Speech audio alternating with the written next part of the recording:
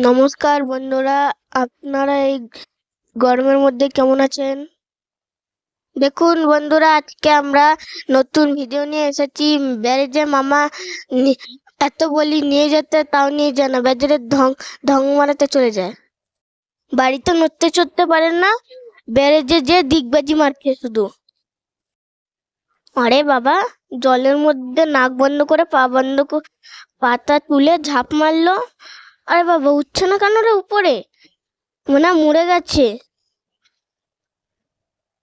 এই যে জল থেকে উঠেছে, মরেনি মরেনি, ভাগ্য ভালো মরেনি, এখনো জ্যান্ত আছে। নাকে মুখে জল ঢোকালে বুঝতো এখনই হসপিটালে ভর্তি থাকতো। এবার কি হতো তারপরে? পাড়ে বসে গায়ে জল দিচ্ছে, বাবা রে, আমাকে নিয়ে যায় নাই। হ্যাঁ, কি মামা না শয়তান, আমাকে নিয়ে যায় না। আমি ওই কাছে বসে থাকতাম, তাহলেই হতো।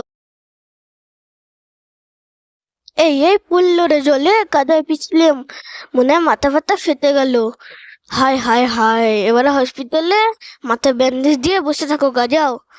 বাহ, কি সুন্দর। আজকালের লোকগুলোও না জলের মধ্যে ঝাঁপ দিয়ে মরছে, ব্যারেজে কতগুলো লোক মর।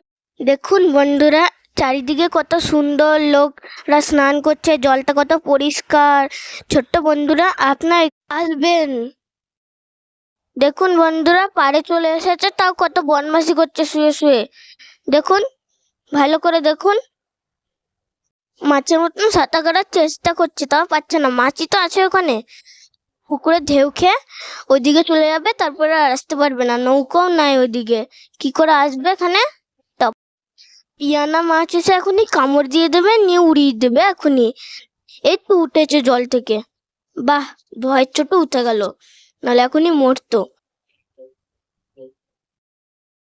বন্ধুরা, আমরা এখানেই ভিডিওটা শেষ করছি। তোমরা ভালো থাকো এবং সুস্থ থাকো।